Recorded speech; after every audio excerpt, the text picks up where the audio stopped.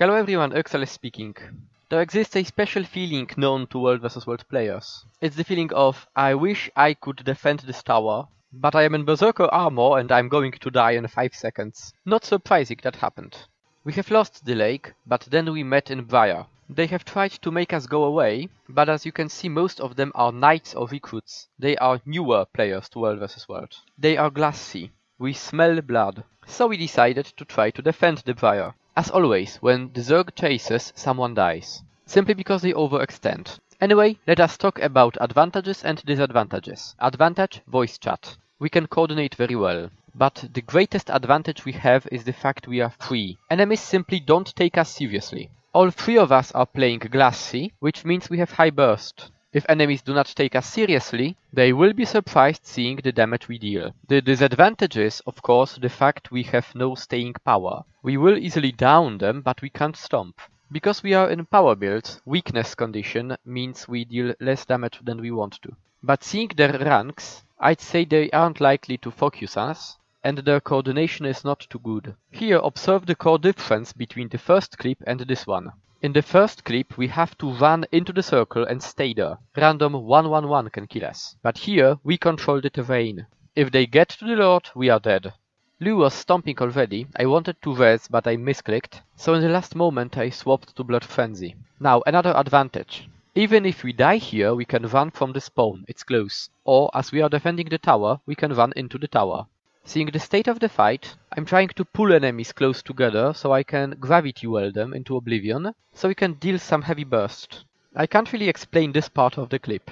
There are 3 people down. Those who tried to res got pulled in the second gravity well, so we are obviously out of gravity wells, but the others do not try to come and res. Some are trying to shoot down my allies, some try to shoot down me. And there's that one guy on the ram. I think the person on the ram is a commander, and his actions are sensible. I mean, if they get into the tower, then we have lost it. Simply because we can't fight like this in the circle.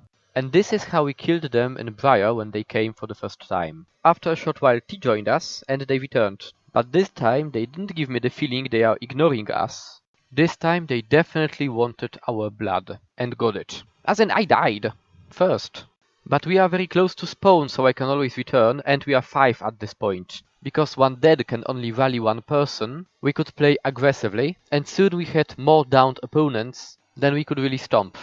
Under those circumstances, my duty soon became to be the one who casts gravity wells, making it impossible for others to res, while those who stomp should stomp.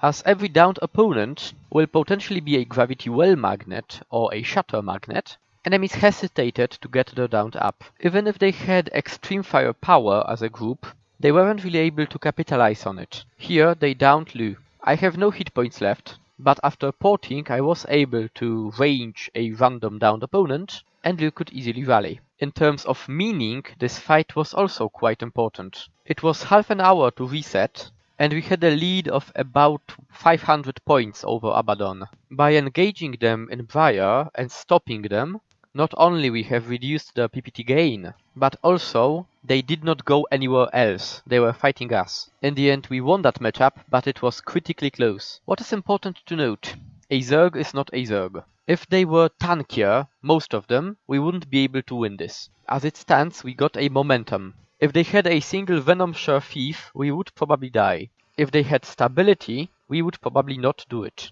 As in, when you look at the battlefield, do not look, oh my god, it's 10 of them or 15 of them, we have no chance. It's always worth it to approach a group of enemies and try to test if you have chance or not. You win some, you lose some. But if you do not try, you will never have a fight like this one. So I dedicate this one to you, Eshiat, because this fight is the epitome of your philosophy. Thank you for watching.